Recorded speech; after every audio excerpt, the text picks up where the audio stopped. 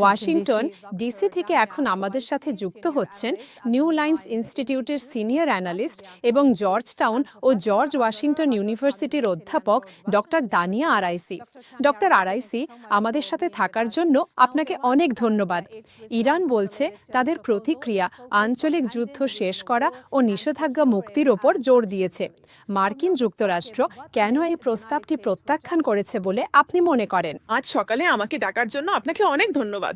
আমি মনে করি প্রথম যে বিষয়টি মার্কিন যুক্তরাষ্ট্র সত্যিই প্রত্যাখ্যান করছে তা হলো ইরানি দাবি বন্ধ করা, অনুরোধ, সামরিক অভিযান এবং অর্থনৈতিক ত্রাণ কর্মসূচি বন্ধ করা। ইরান তাদের পারমাণবিক সক্ষমতা ভেঙে ফেলা বা ধ্বংস করা প্রত্যাখ্যান করেছে, যা মার্কিন যুক্তরাষ্ট্র মেনে নিতে পারে না। এবং মার্কিন যুক্তরাষ্ট্র ইরানের কাছ থেকে এই গ্যারান্টি ছাড়া সামরিক অভিযান বন্ধ করা মেনে নিতে পারে না যে তাদের পারমাণবিক সক্ষমতা ভেঙে ফেলা হয়েছে এবং ভবিষ্যতে পারমাণবিক শক্তি বিকাশের সক্ষমতাও ভেঙে ফেলা হয়েছে। এটি এমন কিছু যা ইরান মেনে নিতে রাজি নয় এবং তারা আলোচনার টেবিলে আসতেও রাজি নয়। একেবারেই। এমনকি যুদ্ধ বন্ধ হলেও তাদের পারমাণবিক সক্ষমতা বন্ধ করা ছাড়া নয়। ইরান সবসময় এই অঞ্চলের অন্যান্য পক্ষগুলোর মতো পারমাণবিক সামরিক শক্তি অর্জন এবং বিকাশের অধিকার দাবি করে আসছে। এবং এটি এমন কিছু যা মার্কিন যুক্তরাষ্ট্র মেনে নিতে পারে না। যুদ্ধ বন্ধ করা বা হরমুজ প্রণালীর কার্যক্রম পুনরায় শুরু করা এমন কোনো গ্যারান্টি ছাড়া যে ইরান মেনে নেবে মার্কিন যুক্তরাষ্ট্রের শর্তাবলী, যা এই মুহূর্তে হলো পারমাণবিক কর্মসূচি বন্ধ করা।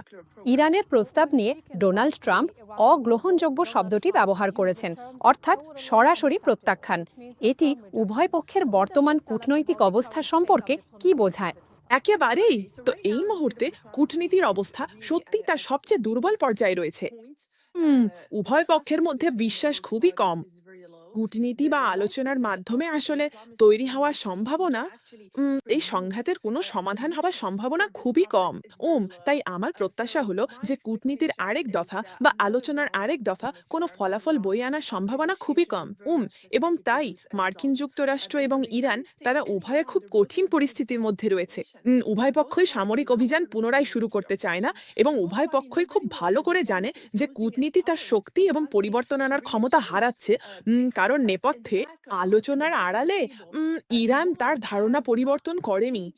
ইরান তাদের সামরিক অভিযান, তাদের পারমাণবিক কর্মসূচি বন্ধ করতে চায় না। তারা বর্তমানে যা আছে তা ভেঙে ফেলতে চায় না এবং তারা তাদের পারমাণবিক সক্ষমতা অর্জন ও তৈরির অধিকার রক্ষা করতে চায়।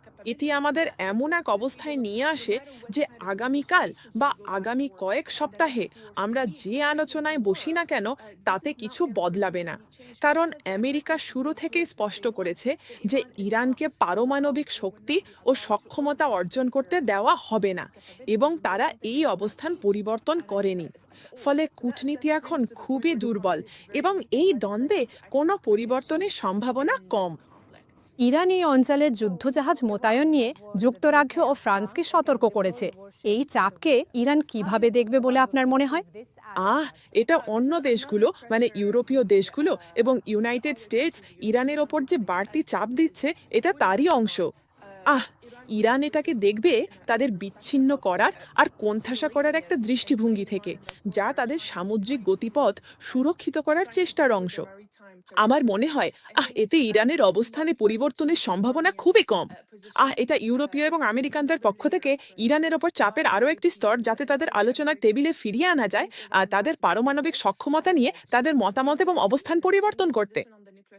যা আবারও আমার বিশ্লেষণে এবং এখানকার সূত্রগুলোর সাথে কথা বলে মনে হচ্ছে ইরান তার অবস্থান পরিবর্তনের সম্ভাবনা কম। এবং এটাও বেশ আলাদা, কারণ ইউরোপীয় অংশীদাররা দীর্ঘকাল ধরে ট্রাম্পের বর্তমান কার্যক্রমের বিরুদ্ধে অবস্থান নিয়েছে আহ ইরানে।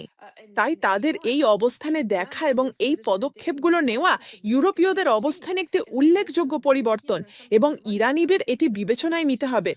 কারণ তারা ইউরোপীয়দের পাশাপাশি চীন এবং রাশিয়ার সমর্থনও হারাচ্ছে। তারা বর্তমান দ্বন্দ্ব নিয়ে কোনো অবস্থানের কথা উল্লেখ করেনি। আসলে প্রেসিডেন্ট ট্রাম্প আজ বা কাল চীন সফরে যাচ্ছেন। তাই ইরানের জন্য এটাও লক্ষ্য করার মতো বিষয় যে তারা মিত্রদের পাশাপাশি ইউরোপীয় শক্তিগুলো সমর্থনও হারাচ্ছে। তারা এখন জটিল ও নাজুক অবস্থায় রয়েছে।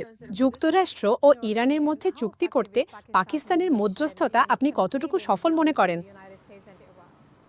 উম উম এখানে পাকিস্তানের ভূমিকা খুবই গুরুত্বপূর্ণ। পাকিস্তান ইউনাইটেড স্টেটস এবং ইরানের জন্য খুবই ঘনিষ্ঠ অংশীদার। পাশাপাশি পাকিস্তান এখন ইরানের সাথে হরমুজ প্রণালী দিয়ে গ্যাস চুক্তি নিশ্চিত করতে চাইছে। পাকিস্তান বর্তমান সম্পর্কের প্রেক্ষিতে চেষ্টা করলেও উভয় পক্ষকে চাপ দেওয়ার মতো অবস্থানে নেই। তারা সহায়ক ও মধ্যস্থতাকারী, তবে কোনো চুক্তির গ্যারান্টি দেয় না। তারা উভয় পক্ষকে আলোচনায় আনার চেষ্টা করছে, কিন্তু তারা চাপ দিতে বা কোনো চুক্তির গ্যারান্টি দিতে পারে না।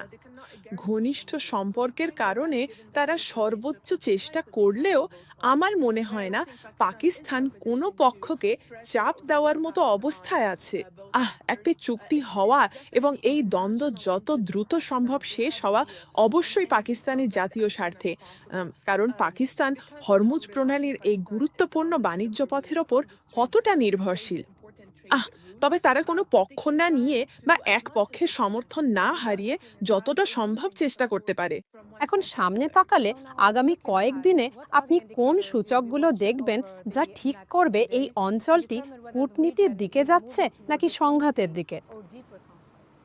হ্যাঁ, তো এখানে দেখার মতো বেশ কিছু বিষয় রয়েছে। প্রথমত, সবচেয়ে গুরুত্বপূর্ণ হলো দেখা যে মার্কিন প্রশাসন এই অঞ্চলে অতিরিক্ত সৈন্য পাঠাবে কিনা।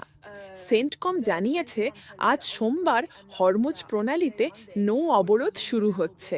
আমাদের লক্ষ্য করা দরকার এটি কোনো সামরিক অভিযান নাকি কূটনীতির আরেকটি ধাপ শুরু হবে।